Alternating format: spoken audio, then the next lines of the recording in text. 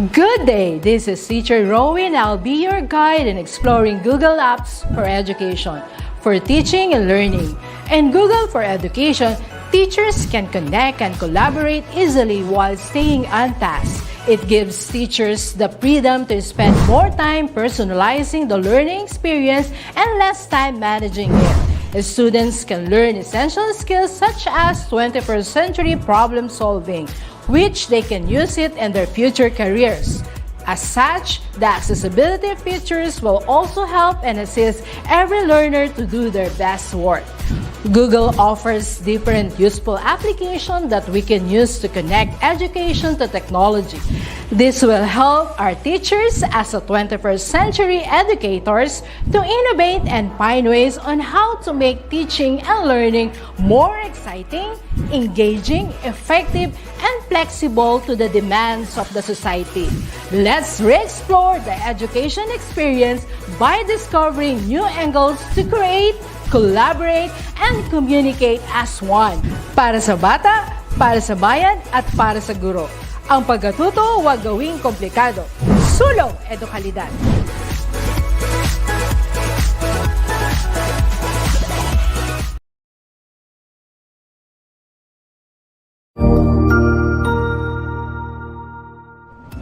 Magandang araw, Sir Wilbur po, at your service.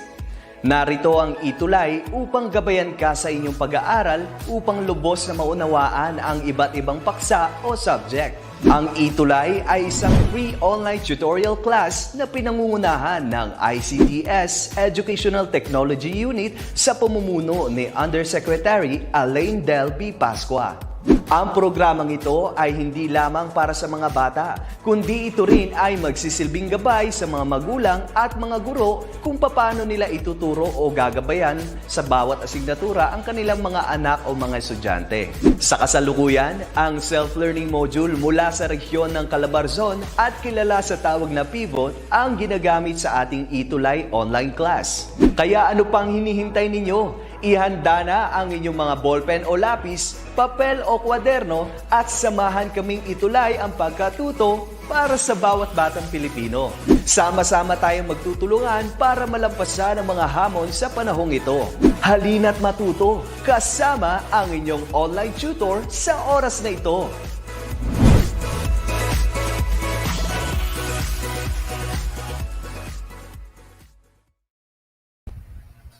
Ayan, good afternoon. It's another version or another tutorial that we're going to have for ETUlay, no?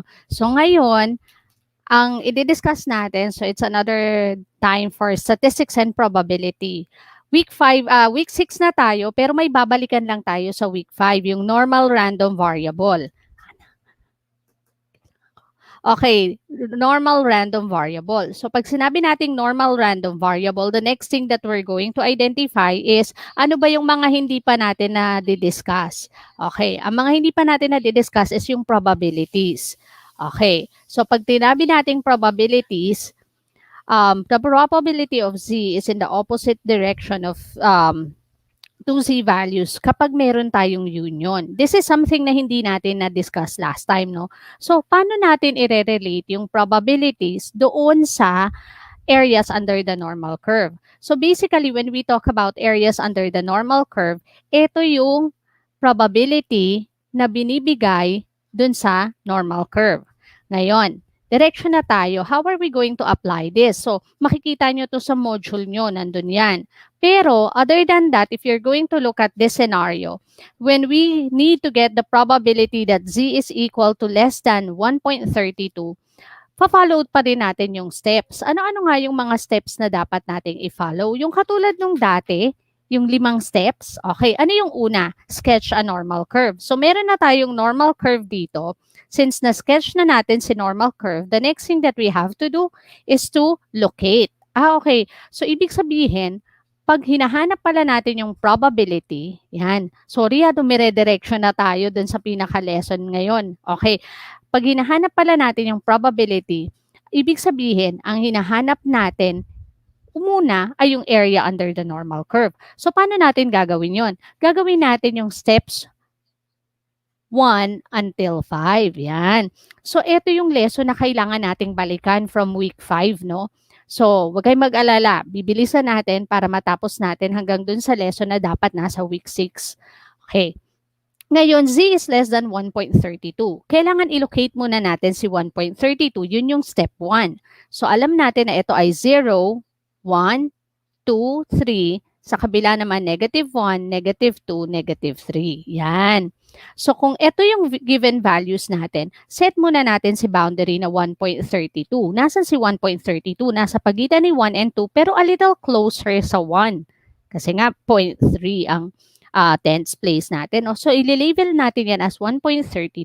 Yan yung step 1, kung naaalala nyo. Ano yung step 2? Step 2, we need to shade the region to the where? To the left or to the right of the z value. Ang sabi dito, get the probability where z is less than 1.32. So, ang values less than 1.32 are areas to the left side. So, ibig sabihin, okay, teacher, naaalala ko, i-shade natin yung nasa left side. Correct. Yan, hanggang sa dulo yon, hanggang dun. Okay, medyo lumagpas lang. No? Okay, yan. So, kapag na-shade na natin, the next thing is step 3 na tayo. Ano yung step 3? Hanapin natin siya sa z-table. Okay, anong hahanapin natin sa z-table? If you can still remember, yan, may buburahin lang ako ha, bago tayo mag-continue. Yan. Ako sabihin niyo si teacher, excited agad, no? Oo, kasi kanina nag-echo, kaya medyo na stress ng konti si teacher. Pero, ayan, relax na tayo ngayon. Ngayon, kailangan nating mahanap si 1.32. Kung naaalala nyo, i-split natin siya into 1.3 and 0.02. Okay. So, hahanapin natin yan dito, yung 1.3 sa first column. Ayun, teacher. At yung 0.02 ay sa first row. Ayun, nakita na natin. Kukunin natin ngayon yung intersection nila. Kung natatandaan nyo, ganito yung kinuha natin para mahanap si area. Natatandaan ko, teacher. So, ang intersection niya ay 0.9066. So, ano yung 0.9066? Yan yung area saan? Sa left side ng distribution. Eksakto yun yung shaded. So, ang area nito ay 0.9066. Remember, the area under the normal curve is 1, which also indicate that it's 100%. Ang probability ng lahat ng under the normal curve will happen.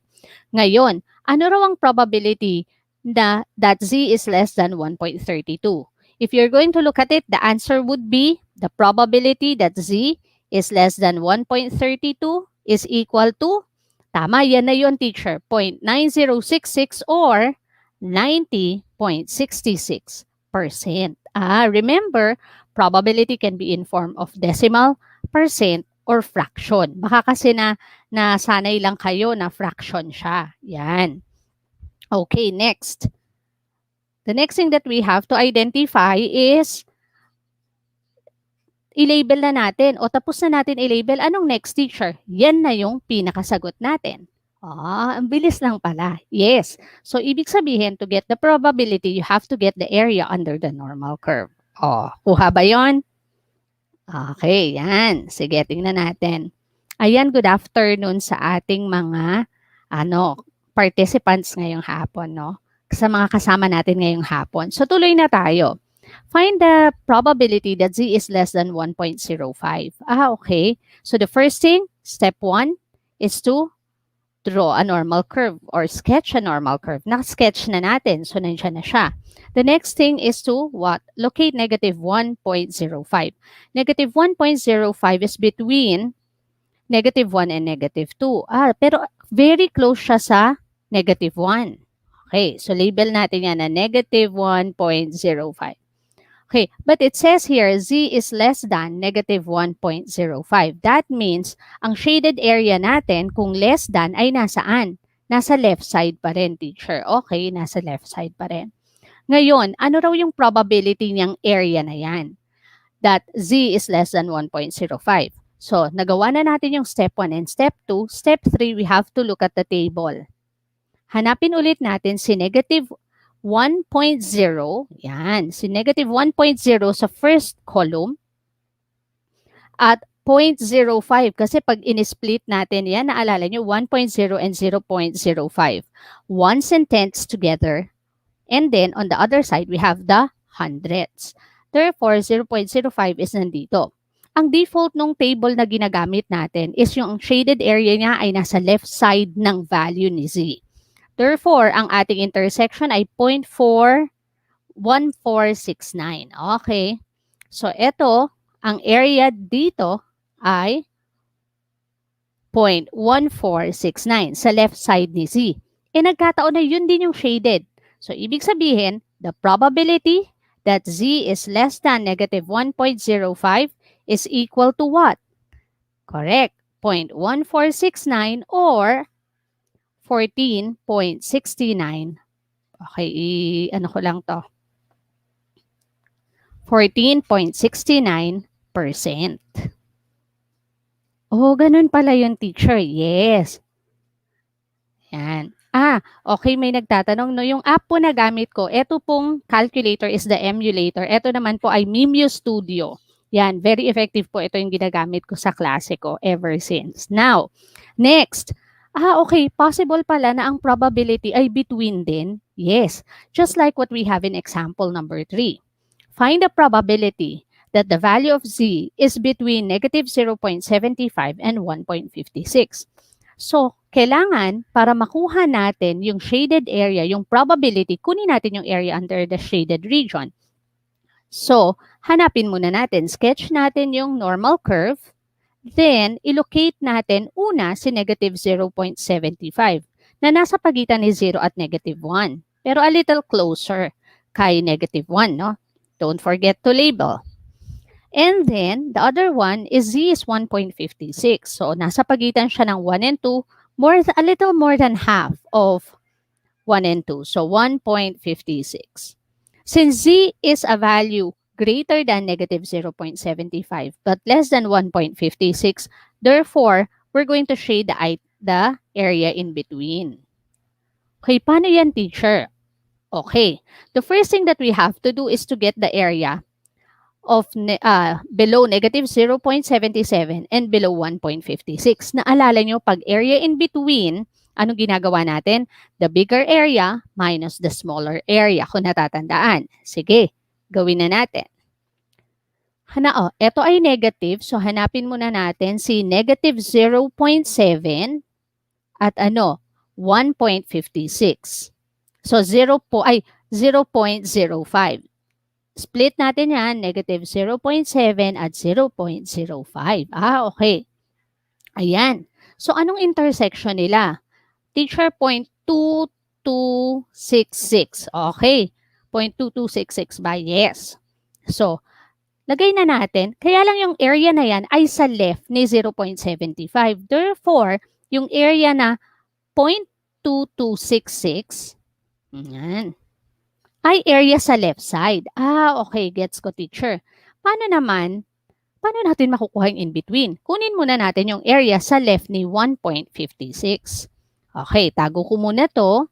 Let's look at the other one. Ayan. Ito naman si 1.56. Ito si 1.5. At ito si 0.06. Sakto, no? Ang intersection niya ay 0.9406. Yung area ni 0.9406 is mula dito hanggang sa dulo.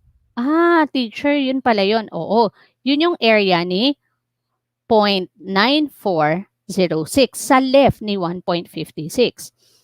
Okay, teacher. Kapag ganito na ang area in between ang given, naaalala nyo, anong gagawin natin? Naalala ko, teacher, ang gagawin natin, ima-minus natin yung bigger area sa smaller area. Therefore, para makuha yung area in between, we have to subtract 0.9406 minus 0.2266. Para mas mabilis, gamitan na natin yung calculator natin. So, 0.9406 minus 0.2266. And the answer is, okay, click natin yung SD para maging decimal, no? The answer is 0.7140. Gawin na natin 4 decimal places para consistent tayo. So, this is the chance or this is the probability that negative 0.75 that z is between negative 0.75 and 1.56 or 71.40%. Oh, di ba? Yan, okay. Maraming salamat po. Magandang hapon, no, sa ating mga kaguruan at mga estudyante na nakikinig ngayong hapon. So, napakadali pa lang gawin nun kapag nasanay na kayo. Oo, dali lang. So, ang area dito ay 0.7140 na nagsasabi na 71.40% ng lahat ng distribution will fall between a z value of negative 0.75 and 1.56. Ah, ganun pala yun, teacher. Yes. Now, there's also chance na ito naman yung hinahanap. Find the probability that C is greater than 0.88. So again, step 1 tayo. Label. Okay. Mukhang teacher, kayang-kaya ko na yan gawin. I'm sure kayang-kaya nyo na itong gawin, no? Nandito si 0.88, teacher. Kaya lang, nakalagay dito, the probability that C is greater than 0.88. So, kung greater than 0.88, ang isi-shade natin ay saan? Yan. Nasaan? Nasa right side. Okay. So, alam natin na ang shade natin ay nasa right side based dun sa probability na binigay. Hinahanap natin ano kaya ang probability na ang value ni Z ay greater than 0.88. Para makuha natin yon, hanapin natin yung area. Gamit ang alin, step 3 na tayo, hanapin natin sa table. And medyo nag-intersect lang. Okay lang yan. So, hanapin natin si 0.8 at 0.08. Yan. At ang intersection niya ay 0.8106. Kaya lang, ang 0.8106 ay alin? Yan ba yung shaded region? Hindi. Since galing siya sa table, siya yung area sa left ni Z. So again, ano nga yung value na yun? 0.8106. Check ko nga. Ayan, 8106 nga. So ang 0.8106, naalala ko may nagtanong pa sa akin, ma'am, kakabisaduhin po ba namin yung table? Hindi nyo kakabisaduhin yung table, ha? Yan, magiging basis lang natin siya. Yan. So, 0.8106 yung left side. Eh, ano yung area ng right? Okay, wait, there's more. Alam natin na ang area ng buo ay 1. Kung ang area ng buo ay 1 at etong left side niya ay 0.8106, at hindi yan yung gusto nating hanapin. Ang gusto nating hanapin yung kabilang side. Therefore, para mahanap yan, naaalala natin, kailangan natin i-subtract from 1 yung value na nakuha natin. So, it's 1 minus 0.8106. Okay, gamitin natin ang calculator natin. Buti na lang may emulator tayo, no? Kung hindi, mahihirapan tayong mag-compute pa. Yan. And then we click on SD para nakikita nyo yung computation. The answer is 0.1894. So, yung shaded area is equal to 0.1894 or what? 18.94%. Ito yung probability that Z is greater than 0.88. Reasonable yung mga values natin dyan. Kasi, ba't parang ang liit, teacher? Remember, 68% ng distribution, kung natatandaan nyo by empirical rule, ay within 1 standard deviation. So, yung bulk ng distribution natin ay nasa center towards the mean. So, okay lang yan. Tama yung mga value na yan, lalo galing sa table. Ngayon, maybe you're wondering, paano natin siya i-apply into problem solving?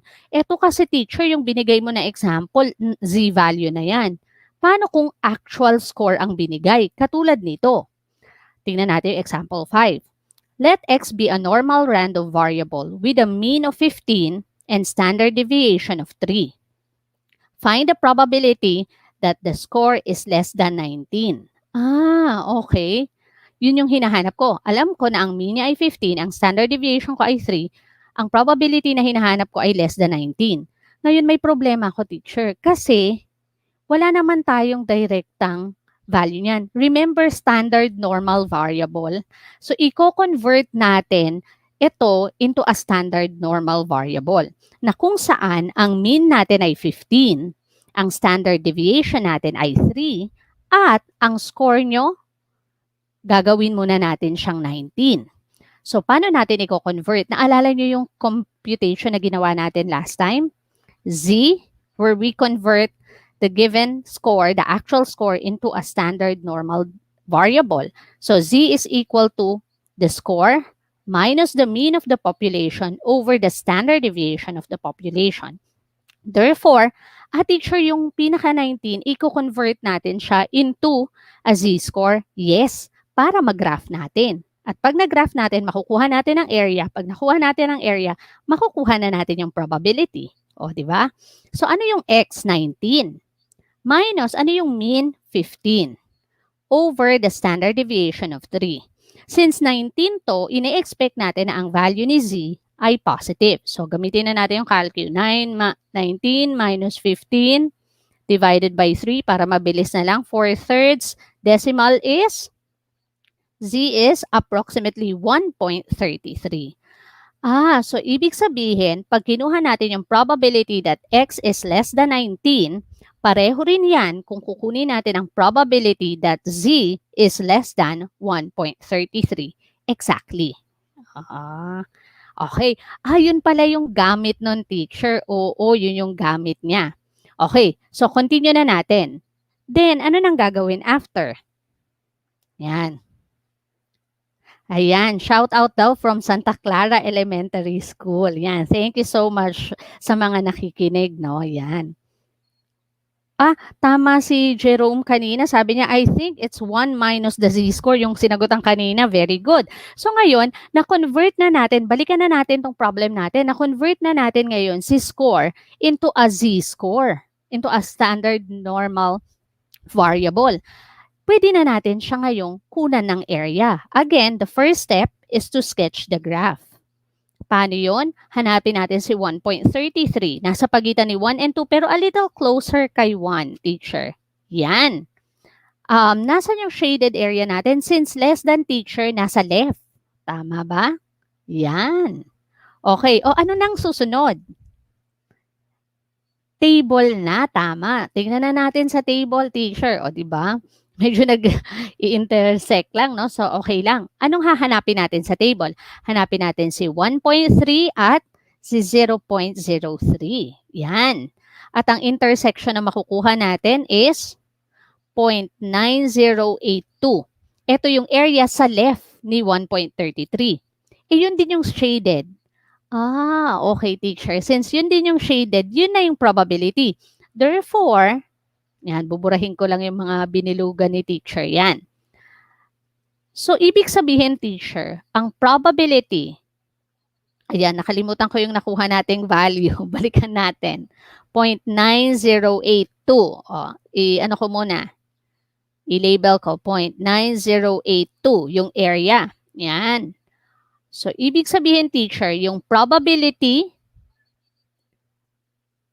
that z is less than 1.33 ay ano? 0.9082 or 90.82%. Anong ibig sabihin yan, teacher? Yung probability na ang score ay less than 19 ay ano? 90.82% ang probability na ang score ay less than 19. Ganun pala yun, teacher. Oo, ganun yun. Kailangan kino-convert natin into standard normal variable. Sige pa, teacher. Go pa. Gawa pa tayo ng example. Ganun pa rin to. Ang mean niya ay 15, ang standard deviation niya ay 3. Pero this time, papaliitin ko lang ng konti to, ha? Ayan. Okay.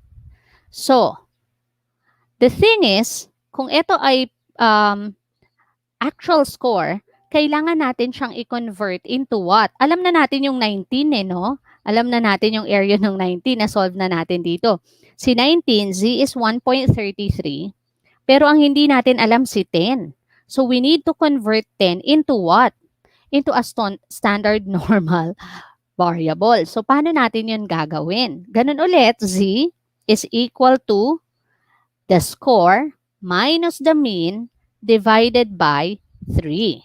So that's 10 minus 15. Ay, mukhang mas mababa yung score sa sa mean. So mas mababa, negative ang z natin dito. Tama ba? Tama. Okay, click on SD. Teacher, negative 1.67 approximately. So ibig sabihin, ang probability na the score is greater than 10 but less than 19 is the same as getting the probability, ayan, baka makalimutan ko, of negative 1.67 between negative 1.67 and ano nga yung 19 kanina? Yung 19 kanina ay 1.33, teacher. And 1.33. Ganun pala yun, teacher. Oo, di ba? Mas madali, kung naka-Z na siya, makukuha na natin yung area niya. So, para makuha yung area, kailangan ito ay 0, 1, 2, 3.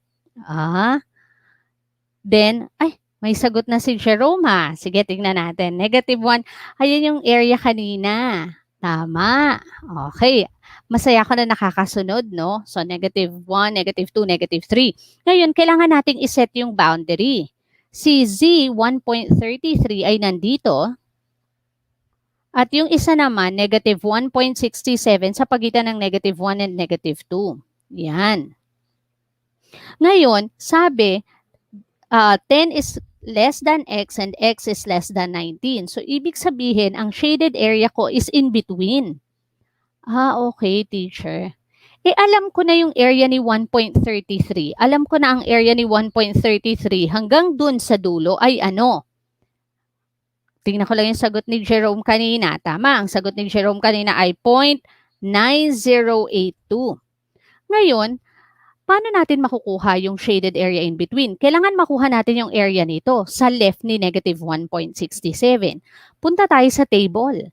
Yung negative, hanapin natin si negative 1.6 at 0.07. Ang intersection niyan ay ano? Yan. Teacher, 0.0475. So, ito ay 0.0475. Ito yung area na hindi shaded. Tapos, yung area ng shaded hanggang dun sa area ng hindi shaded ay 0.9082. Ano kayang gagawin natin dyan para ma-solve natin? Oo. Para ma-solve natin, ang gagawin natin ay isa-subtract. Correct. So, pag sinubtract natin siya, subtract the bigger minus the smaller. Correct. So, pag sinubtract natin, 0.9082 minus 0.0475. Ano kayang sagot dyan? Yan. Ang sagot natin, sige, gamitin natin yung calcu natin. 0.9082 minus 0.0475 and the answer is, yan. Ang answer natin is 0.8607. Okay. So, ibig sabihin, yan, good afternoon, Bricks. Okay. So, 0.8607. So, ibig sabihin, yung area in between ay 0.8607. Ang tanong, ano yung probability na ang score ay nasa pagitan ni 10 at 19? The probability is 86.07% or 0.8607. Okay. Ganyan pala yun, teacher. Yes, ganyan siya. O sige, eto pa. Medyo gamitin natin siya into a real-life problem. Kanina parang mga problem-based lang, no, na may kailangan ng conversion. This time, okay, basahin muna natin. The mean number of hours a Filipino worker spends on computer is 3.1 hours per workday. Parang hindi to totoo ngayon, no? Parang 3.1 hours. Hindi yan yung average. Baka nga more than 12 hours pa tayo nag-spend sa computer ngayon, no? Suppose the spending time is normally distributed. Okay. Normally distributed siya. Ang standard deviation daw niya ay 0.5 hour. Find the percentage of workers. Hanapin daw natin ang alin? Yung percentage na yung worker spends less than 3.5 hours on computer, assuming that the variable is normally distributed. Okay, teacher. So, gusto nating malaman ano yung probability na ang isang worker nag-spend ng less than 3.5 hours. Okay. So, may idea na tayo. The first thing is to identify. Ano yung hinahanap natin? Probability na ang isang worker ay nag-spend ng less than 3.5 hours. Ay, yan pa yung hinahanap natin. Exactly. Anong mga given, teacher? Una, alam natin that yung mean, ayan, sinabi the mean. So, yung mean that a person works or spends time on the computer working is 3.1 hours. And the standard deviation is 0.5. Ngayon, para makuha ko yung probability, alam ko na kailangan ko ng area. Para makuha ko yung area, kailangan naka-z-score siya. Pero, hindi to z-score, actual. So, anong gagawin natin? Tama, kukunin natin yung kanyang z value or z-score value.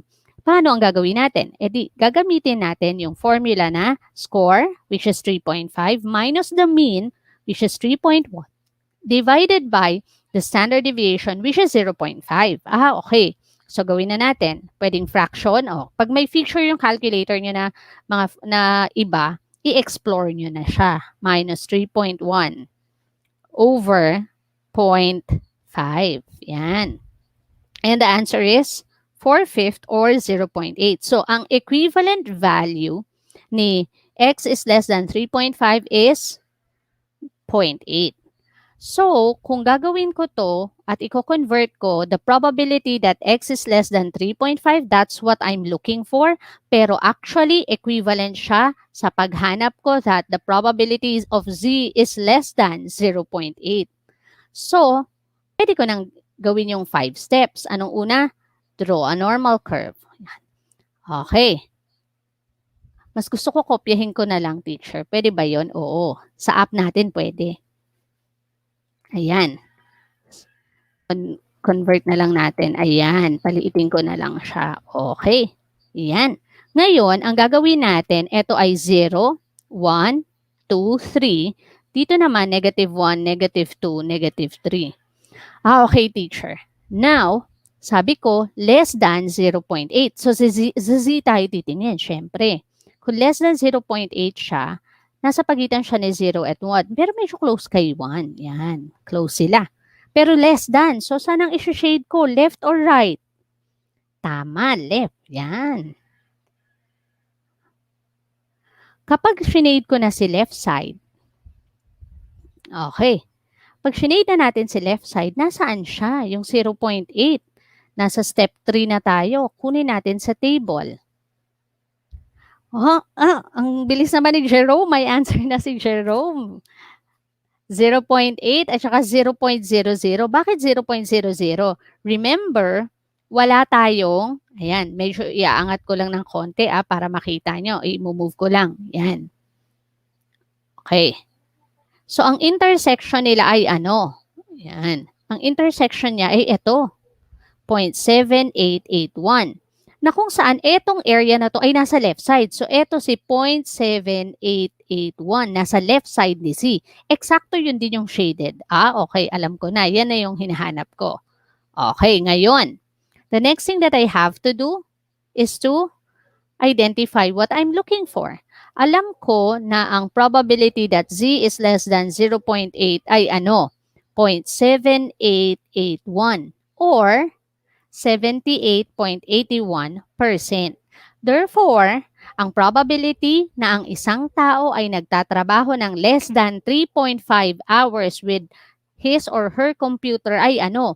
78.81%. Ganun pala yun, teacher. Yes. Siguro mag-e-end na muna ako dito on this example kasi mukhang naintindihan na katulad si Jerome. Ang bilis, no? Kanina may sagot na. Ngayon, ang next natin, so ito yung backlog natin nung nakaraan. Ngayon naman, ano naman kaya ang pag-aaralan natin? Okay. So let me share another screen with you. Yan. Ibig sabihin ba, teacher, okay na yon? Yes. So, balikan lang natin. Sige, mag-ano muna tayo. I-wrap up ko to. So, ibig sabihin, in a specific problem, kailangan ma-convert natin lahat ng values or yung pinaka-score na binigay into what? Into a z-score, into a standard normal variable. Na kung saan, kapag na-convert na natin siya into a standard normal variable, the next thing is, pwede na natin gawin yung 5 steps. Ano yung una? Sketch a normal curve. Pagkatapos natin mag-sketch ng normal curve, locate natin yung z-value. Then, step 2, identify the shaded region, whether below, above, or between. Then, step 3, look at the table, hanapin kung saan yung match ng tens and ones together at ng hundreds. Yung tens and ones sa row, sa first column mo hahanapin. Tapos yung hundreds sa first row. Then, after that, the next thing that we have to do is to identify, ano bang gagawin natin? Yan na ba yung actual area niya? Kapag ang shaded region is nasa left side, yun na yung, kung ano na nakuha natin sa step 3, yun na yung area niya. Pero kapag naman nasa right side, yung nakuha natin sa table, ima-minus natin from 1. Tapos, paano kung in between? Kung in between naman, kukunin natin yung area ng dalawa, pero ang makukuha natin doon, area sa left side ni Z, isa-subtract lang natin yun para makuha natin yung area in between. Okay, teacher. Then last, ililabel natin. Pero take note na kapag katapos natin i-identify yon, that will be the area under the shaded region, pero yun din ang mag-identify ng probability na yung certain event dun sa problem na binigay sa inyo will occur. Di ba? So, yan yung ending for the areas under the normal curve. So, proceed na tayo. Yan. Para hindi tayo, marami tayong matapos ngayong araw. So, ang goal natin, hopefully, sa ating week 6 ay sampling distribution, mapag-usapan natin ang sampling distribution of sample mean. Pero, okay, parang ang dami ng distribution, teacher. Tama, no? Pero ito yung target natin. Illustrate random sampling, sampling distribution of statistic, then distinguish between parameter and statistic, and find the mean, variance, and sampling of the sampling and distribution of the sample mean. Okay. Ang dami pala, teacher. Yes, yan. So, direction na tayo. Ngayon, when we talk about this, the first thing that we have to identify is, kailangan i-recall natin yung basics ng statistics. Pag sinabi natin, this is an item which includes all of its element from a set of data. Sige nga, kung marirecall nyo, nag-start to sa P. Meron bang tutulong sa akin? Sige, kung alam nyo siya. Ayan. Hi Sir Joel. Sir Joel, ang calculator po na gamit natin ay emulator ng Casio Class Wiz. Yan. Ito po, yan. May actual calculator po to, pero ito lang po yung ginagamit para ma-present sa klase para makasunod sila. Kasi maganda na nakikita ng mga, di ba mga bata, maganda na nakikita nyo, no? Lalo na ng mga grade 11. Teacher, ang bilis lang pala nun i-solve. Tapos later on, may mga technique tayong ituturo para malaman yung mabilis yung pagsasolve natin. Ano na to? Meron ba?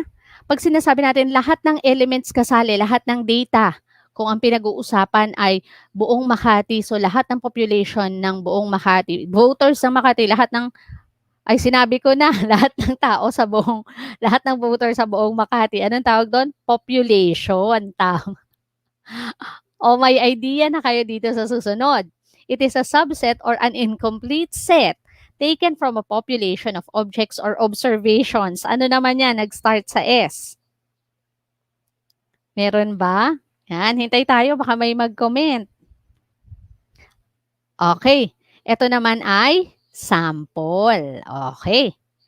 So, continue na tayo. So, importante pala to sa random sampling. Yes, pag-uusapan kasi natin ngayon muna yung mga iba't ibang sampling technique. Yan. Sampling is the act or process or techniques of selecting a representative. So, part of a population for the purpose of determining parameters or characteristics of whole population. Anong ibig sabihin yan? Naalala nyo, may partner yan kung matatandaan nyo. Kapag kayo ay kapag ang pinag-uusapan ay population, ang ikakonduct natin ay census. Na kung saan ang makokolekta nating data, pag kinompute natin yung range, yung standard deviation, yung mean, yung variance, ang tawag dun sa mga data na yon na kung saan magde-describe ng ating population, ang tawag natin doon ay parameter. Pero pag ang pinagmulan ng data natin ay sample, hindi lahat. Selected lang. Ang gagamitin natin para makuha yung data is a survey na kung saan yung mga makocompute natin, yung range, yung standard deviation, yung mean, hindi natin siya tatawaging parameter, pero ang tawag na natin sa kanya dahil galing siya sa sample ay statistic. Okay, teacher. So, sampling is yung act ng pagpili or yung proseso ng pagpili ng mga tao or observations na magiging parte ng gagawin mong survey. Yan. Okay. So, okay, teacher. Next, paano yun nangyayari? Okay. So, halimbawa, ito yung buong population. Pag pinili natin to, ito yung sample. Sinasabi na ang sample ay ano? Bakit ba kailangan kumuha ng sample? Uy, correct, Jerome. Population and sample na ihabol yan. Yan. Okay, so pag titingnan natin to, bakit ba kailangan kumuha ng sample? Ba't hindi na lang lahat? Imagine niyo kung binigyan kayo ng task ni teacher para mag-conduct ng study. Tapos sabihin niya, okay, lahat ng senior high school ng buong Makati or buong Rizal or buong Mimaropa, ang dami nun. Paano kayo mag-conduct ng study? Kung magre-reproduce kayo ng paper, sobrang expensive, tama ba? At sa palagay nyo ba, makakatipid kayo sa oras or matatapos nyo agad yung study na i-conduct nyo? Hindi. Kaya tayo gumagawa ng kumukuha ng sample is because it's less time consuming. At the same time, cost effective. Makakatipid tayo. Pero how sure are we that the sample that we're going to get will really represent the population? Yan. Okay, let's take a look at this. Ano pa yung mga example ng population at saka ng sample? Another example is, halimbawa, high school students from your school. Ito yon. Lahat yan. Yan yung population. Yan yung target population galing sa eskwelahan nyo. Gusto nyo mga grade, 11 students lang. Sample siya. Bakit siya sample? Because it is actually part of the population. So ang grade 7 students teacher, sample din? Yes, exactly. It's another set of sample na kung saan marami palang possible samples kayong pwedeng mabuo into a certain population. Exactly. Yan. Ngayon, meron tayong tinatawag na random sampling. Naka-attend na ba kayo kapag anong tawag dito? Kapag merong paraffol, no? Ganyan. Yan. Definitely, ito yung ginagamit natin pag may paraffol. Now, random sampling. It is a sampling method of choosing. Ayan. So, sampling din siya, teacher. Yes, ang tawag lang natin random sampling. Bakit? Because it is a method of choosing representatives from the population wherein every sample has an equal chance of being selected. So ibig sabihin, yung chance na maseselekto is 1 out of 14 ang chance na makukuha to. Ito din 1 out of 14. Ito din 1 out of 14. So equal ang chance ng isang tao to be selected or to be part of a group.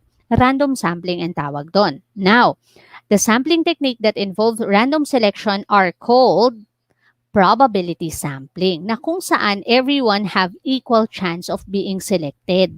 Yan. Okay, teacher. Next. Now, maraming probability sampling. Okay. Pero iilan lang yung pag-uusapan natin. Siguro mga 5 yung pag-uusapan natin ngayon or 4. Sige, punta na tayo dun sa unang probability sampling. Ang unang probability sampling is a sampling method of choosing representatives from a population wherein every sample has an equal chance of being selected. Di ba parang random sampling yan, teacher? Oo. Pero naaalala niyo yung parang lottery method na kung saan yung mga strips ng paper, kapag may graded recitation kayo, ginagawa nyo ba to sa klase? Na kung saan yung mga pangalan nyo nakasulat, tapos bubunot si teacher. Nagdadasal ka, sana hindi pa ako. Pagtingin niya, that is this kind of, that is random sampling. Everyone has equal chance of being selected, no? Pero anong klaseng sampling yon? Ang tawag doon ay simple random sampling.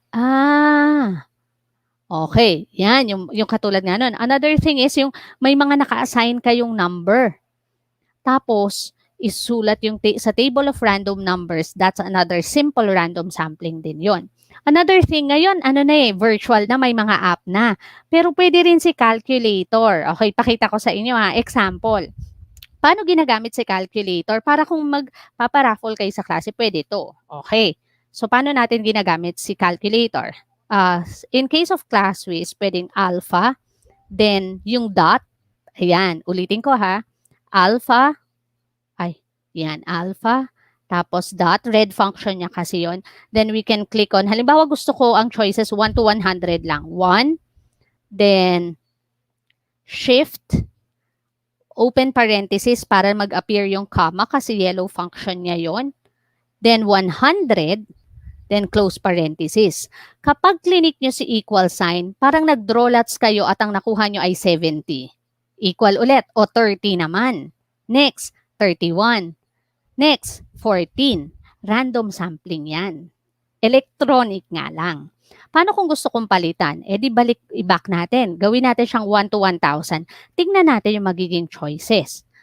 342. 595. So parang nagdo-draw lots ka, kaya lang hindi ka na nagdo-draw lots dito, electric na. O, di ba? So social na pala ang mga random sampling ngayon. Oo, habang tumatagal, nagiging mas na siya, no, mas easy to use. Yan. Now, that's one, no? Another random sampling is yung tinatawag nating systematic random sampling. Ito yon. Ano yung systematic random sampling? Ang systematic random sampling naman, tapusin lang natin lahat ng sampling technique para kahit papano may ending yung meron ulit tayong backlog next week pero ma-end natin siya hanggang dito sa random sampling. So ang systematic random sampling, sinasabi dito is a random sampling that uses list of all elements in a population and then elements are being selected based on the kth consistent intervals. So parang ganyan, no? Dito, every second. Okay, every second person will be surveyed or pwedeng will be interviewed or will be surveyed. Depende kung paano nyo kukolektahin yung data nyo. Pero meron pa bang ibang paraan, teacher? Yes. Naaalala nyo yung kapag sa foods, sa fast food, tapos bigla kayong, ay ma'am, every 100 customer may free na burger. Pero hindi yon.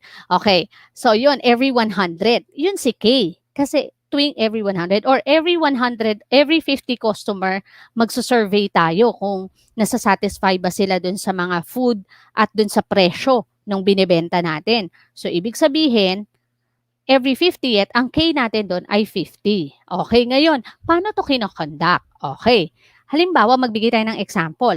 Mrs. Enere want to select 5 students from her class of 40 students. So, paano natin malalaman or paano natin gagawin yung systematic sampling dito? Alam natin na 5 estudyante yung pipiliin niya.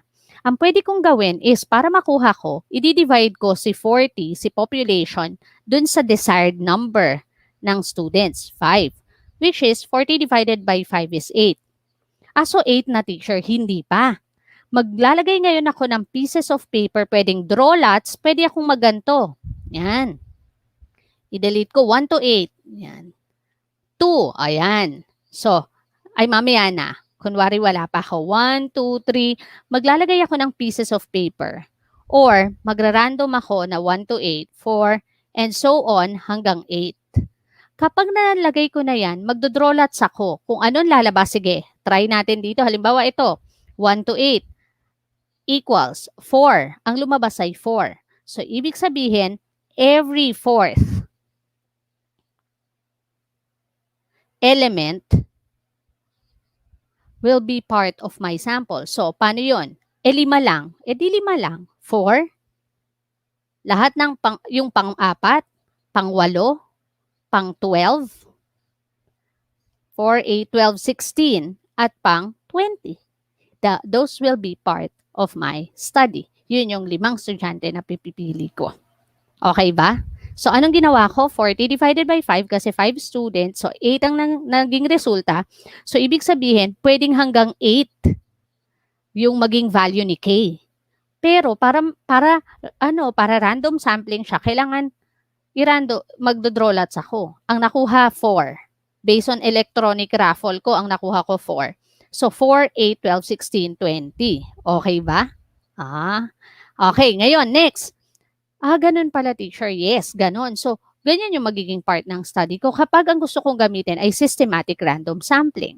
Now, meron pa bang iba, teacher? Yes, yung tinatawag nating stratified random sampling. Ito yung parang halimbawa gusto mong kumuha ng representative sa bawat year level.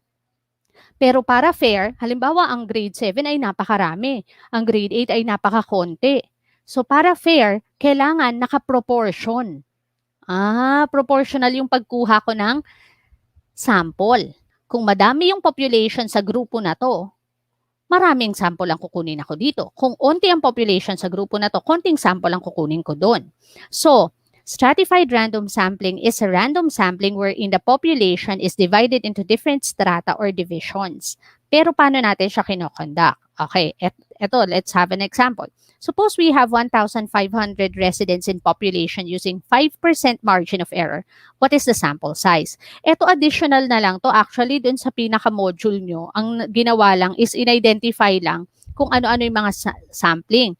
Pero gusto kong ipakita na pag sinabi nating stratified random sampling, naka-proportion siya. Ang una nating gagawin dito, the best thing to do here is to gagamitan natin siya ng Sloven's formula. Naalala niyo yun? Ayan, sana naalala pa. Ang Sloven's formula, kasi diniscuss niyo pa to grade 8 pa, no? Ang Sloven's formula natin ay N is equal to the sample is the lowercase n, the population is the uppercase n, is equal to 1 plus the population times the margin of error squared. Okay. So, i-apply nga natin yan, teacher, dun sa given natin. Para makuha ko yung number ng item sa sample, ang N ko ay 1,500 over 1 plus 1,500 times margin of error ko is 0. Hindi pwedeng 5%, no? So, i-decimal ko siya, 0.05 squared. Okay. Gamitan natin ang calculator, syempre. So, click on fraction, then 1,500 in the numerator. Sa denominator, lagay natin yung 1 plus 1,500 times quantity 0.05 close squared. And the answer is, paano yan, teacher? Decimal. N is approximately whole number natin kasi hindi naman tayo pwedeng kumuha ng tao na 0.7 lang. So, approximately 316. So, therefore, paano natin yan i-apply, teacher? Kailangan proportional yung pagkuha. Kung ito ay 316, dito si N, dadagdagan natin ng isang row na kung saan, paano natin makukuha si 250? Kukunin natin yung ratio ni N, balikan natin, ni N, ni sample at ni population. Na kung saan 316 over 1,500 ay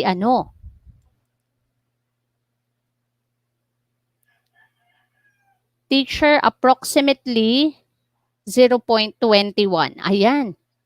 So, ibig sabihin, imumultiply natin si 0.21.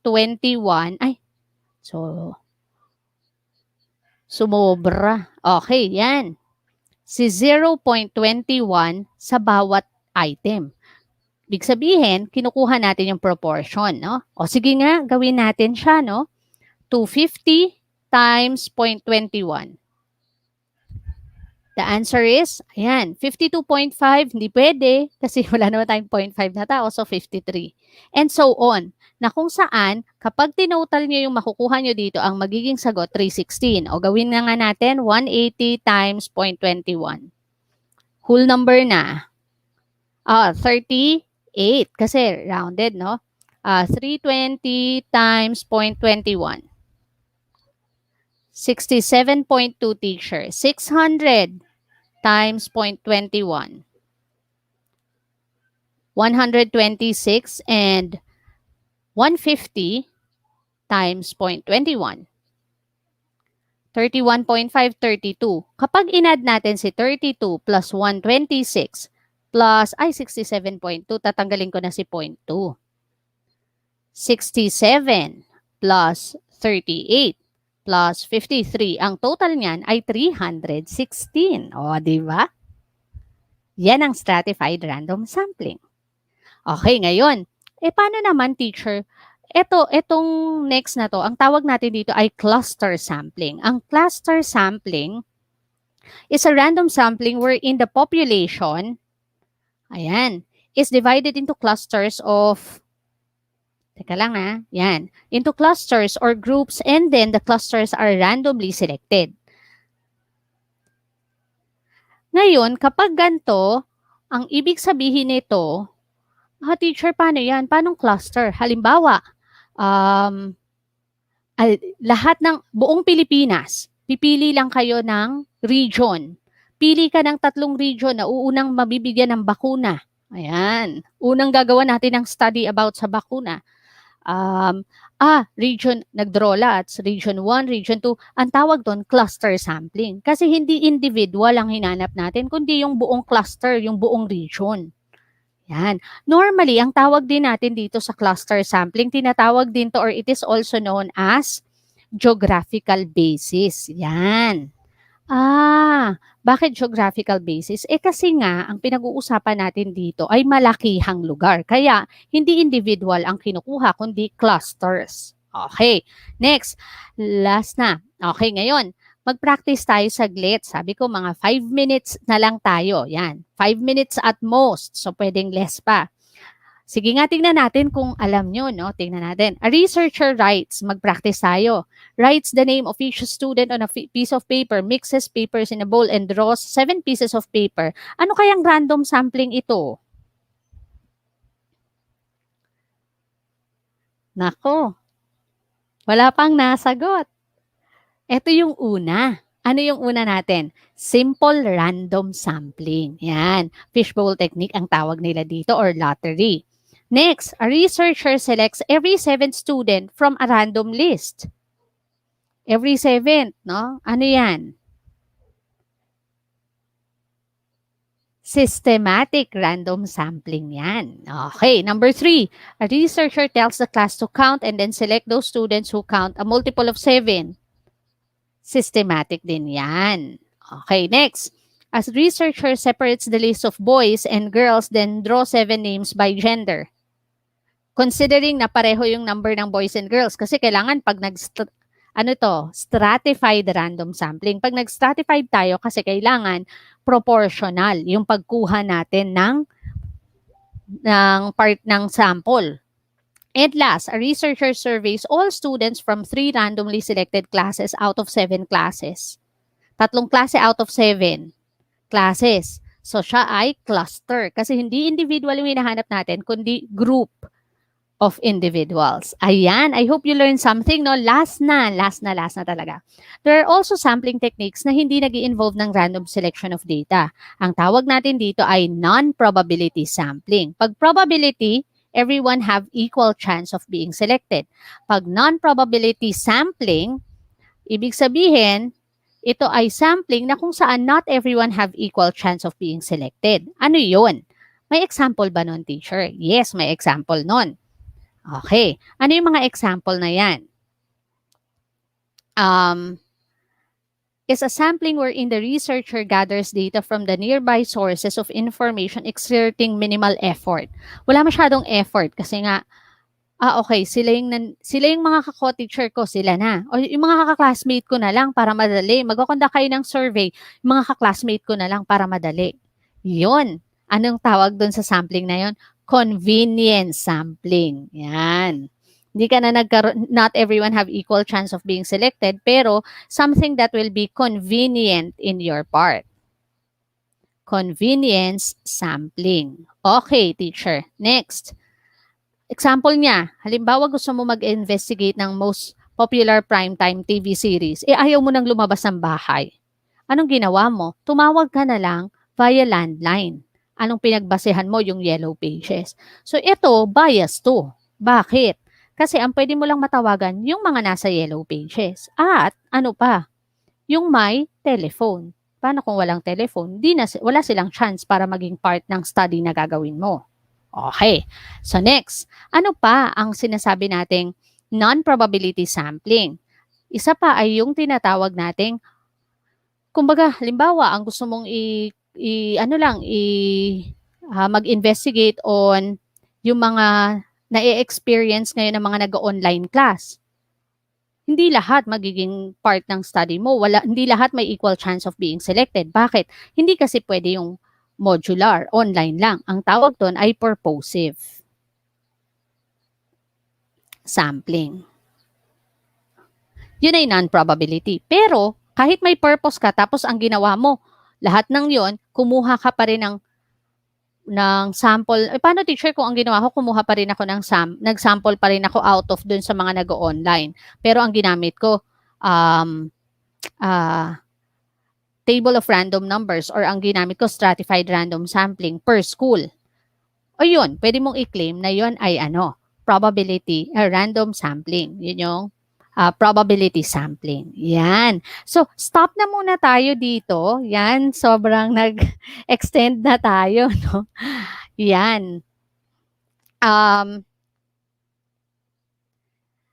I hope you learned something relevant. Pasensya na kanina, medyo nagkaroon kasi ako ng problema sa phone. Pero other than that, I hope everything is well. Next week, we have a lot to discuss. Yan. After kasi nitong random sampling, ang next na i-discuss natin is yung tinatawag nating parameter and sample. Although kanina meron na tayong heads up, no? Ano yung parameter at ano yung sample. Na kapag pinag-usapan natin ay parameter, ito ay yung mga data or yung description or yung numerical value na makukuha natin na ang pinanggalingan niya ay alin.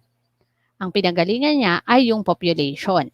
Now, if you're going to look at it, pag sinabi nating parameter, normally, siya yung tinatawag na population parameter.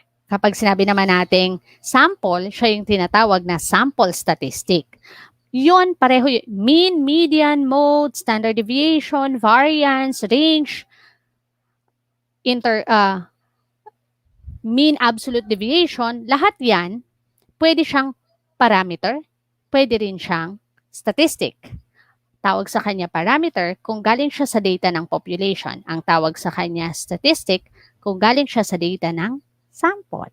Ayan. So next week, malalaman natin paano kaya yun isolve. Yan. So solve natin yan lahat next week. So yan. Hintayin lang natin, no? May mga tanong ba kayo? Ayan. Sige, titingnan ko lang yung mga nag-comment this afternoon na nakasama natin. Maraming salamat. Yan, masaya ako na nakasama namin kayo this afternoon. Yan. Okay, tingnan lang natin, no? Titingnan ko sa phone. Yan, si Kisha Marino, good afternoon. Yan. Si Jerome, no? Si Jerome, natutuwa ako, napaka-active. Yan, at saka si Odessa din. Oo, nakumpleto niya yung sagot. Simple random sampling, fishbowl technique. Very specific pa, no? And si Briggs, good afternoon also. Yan. Santa Clara Elementary School, shout out daw. Ayan, nasagot ko naman na yung ibang tanong kanina. Kung may mga tanong kayo, magtanong lang dito tapos para maano natin, no? Tsaka shout out sa mga taga National Solsona National High School sa Ilocos Norte. Ay, taga Ilocos Sur po kami. At yung Flora National High School Division of Apayao. Wow! Ang dami pala. At syempre yung sa Division ng Sarangani, Kanan Integrated School. Magandang hapon po. Yan. So, hinihintay lang natin, no? Kung wala na, i-recall natin yung mga pinag-usapan natin kanina. Nag-probability tayo. Yan, probabilities of Z. And then, nag-solve tayo ng problems applying the probabilities. And then, after that, napag-usapan natin yung mga iba-ibang sampling techniques. Yung probability sampling at non-probability sampling. Sa probability sampling, napag-usapan natin yung simple random sampling. Pinakitaan ko kayo kung paano yun ginagamit. Yan.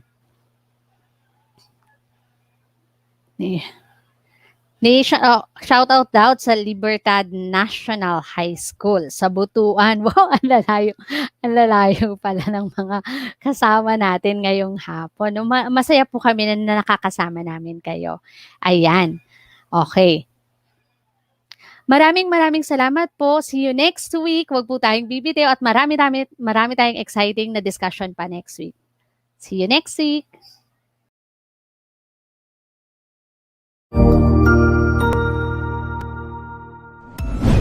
Sigurado ako na marami ka na namang natutuhan sa ating ETUlay tutorial session ngayong araw. Tandaan, ito ay hindi lamang para sa ating mga mag-aaral, kundi pati rin sa ating mga minamahal na guro at mga magulang na kaagapay natin para maituloy ang pagkatuto sa kabila ng nararanasang pandemya. Patuloy ding sumubaybay sa DepEd TV para sa mga araling ginawang video episodes. Mapapanood ito mula Lunes hanggang Sabado, alas 7 ng umaga hanggang alas 7 ng gabi sa inyong mga telebisyon. Abangan sa Lunes mula 1:00 ng tanghali ang iba pang aralin sa ating ETUlay free online tutorial session sa Science. I-like and subscribe at manatiling nakasubaybay sa ating ETUlay tutorial session sa DepEd Edtech Unit FB page at Educational Technology Unit channel sa YouTube at sa DepEd Tayo at DepEd Philippines social media accounts. Paalam!